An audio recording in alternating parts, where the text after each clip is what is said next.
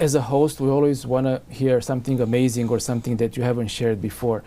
What can you tell us about some actual things that you experienced or that you have seen? I heard that there are pieces of this alien spaceships that have been found, and I think there's someone that's collecting them. Is it, I don't know, it's Jacques Vallée or someone that... Yeah, well, people, I mean, Jacques Vallée is a very well-known figure. Hal Puthoff, I think he's the one that's collecting them, right? Yeah, well, Hal and a lot of people are. Jacques, who I consider to be my mentor, lives in San Francisco. He's an astronomer. He's a venture capitalist. He's, worked on some of the early AI, and but he's been interested in the UFO field for a while, but again, approaching it as a scientist. Because of his stature in the field, had been brought many objects that people claimed had been associated with sightings of UFOs. Most of them were sort of things that were left behind or had been dropped off of UFOs. So there's a recurring theme that you see associated with a lot of UFOs. Several, not a lot. And that is the UFO is kind of sitting there, and suddenly, and this is seen at night, something appears to drop from the UFO. Or UAP, unidentified anomalous phenomenon. And one of the best documented events is what's called the Council Bluffs event. Council Bluffs, Iowa, it's nighttime, mid-evening. People see what looks like a UFO. I actually have a drawing of what one of the witnesses said that they saw. It's light, it's bright and flashing, and then something seems to drop off of it. And several groups converged because they thought maybe it was a plane that had crashed, because there was an airport not too far away. And they found a big pool of molten metal, like 30, 40 pounds of it, in the middle of the winter on the ground near a pond, small lake. So the police show up, they take statements, they take pictures. I actually have the original Polaroids of the event. And people collected samples. And those samples were, quite a bit of early work was done on it by other scientists. And they had concluded that, well, first of all, there's no way to get that much metal there in a liquid form without some considerable effort, and then just dump it in the middle of a field. But if you dumped it in a field, that's different than something dropping it from the sky. So it was just basically concluded that it couldn't be a helicopter that dropped molten metal, because there was no sound associated with it, and people who were close enough said that there was no sound. It didn't have any prosaic, natural, easy explanations. So it just sort of sat there. And Jacques had this and many other interesting pieces, and I said, okay, well, this one has the most science behind it. Let's replicate the science and see if there's anything new that we can do. And so the new thing that we did was we did a spatial analysis of the distribution of elements in the metal.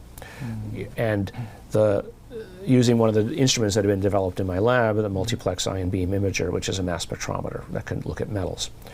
And so what we found was that it was a mixture, an uneven mixture of metals.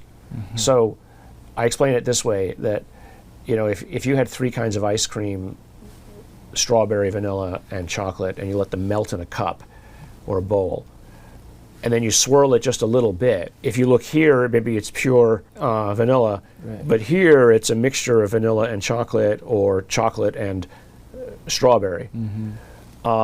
That's how they were mixed. They were partially mixed, as opposed to if I put it in a blender. Anywhere I look, it'll be the same, because I mixed it. But other than that, it was normal. It was normal metals, normal isotopes. Now, I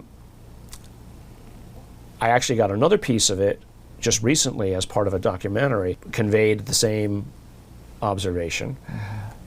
But now I have three other metals from Australia, from nearby, as it turns out, and other places around the world where the same pattern of events occurs. Something is seen, it drops off this metal. The metals are different in each time. One of them is like aluminum. Another one is is almost pure silicon. I mean, pure to the level that you would need a Silicon Valley foundry to make.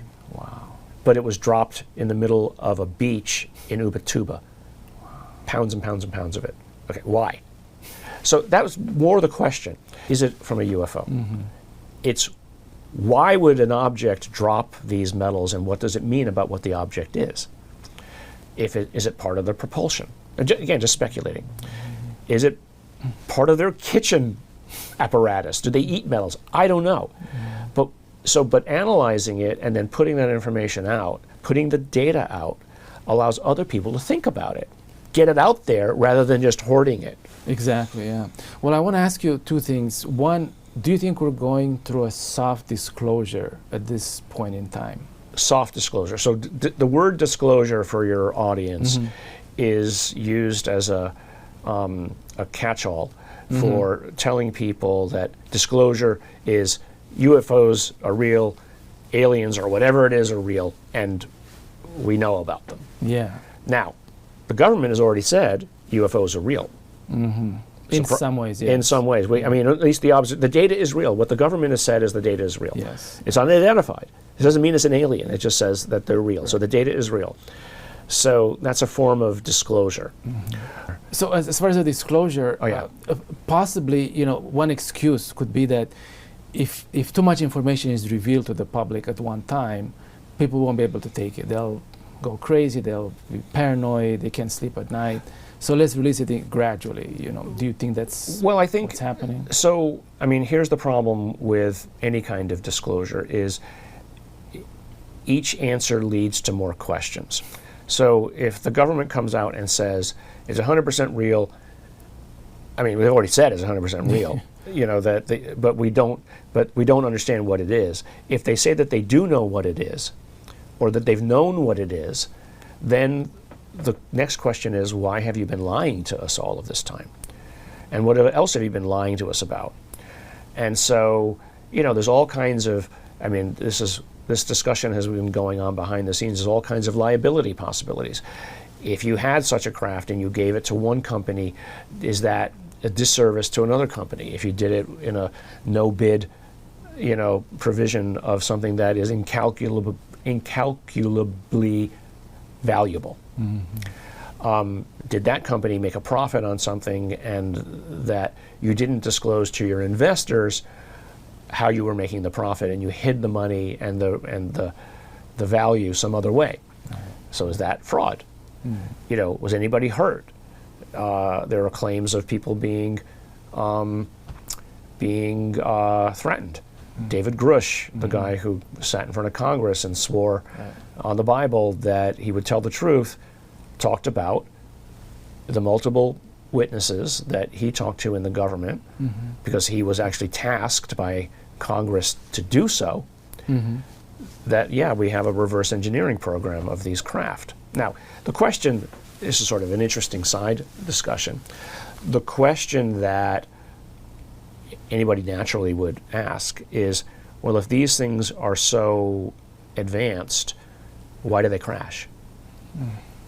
Well, I mean, a simple answer is that it doesn't matter maybe how advanced you are, the means by which they propel themselves is inherently unstable.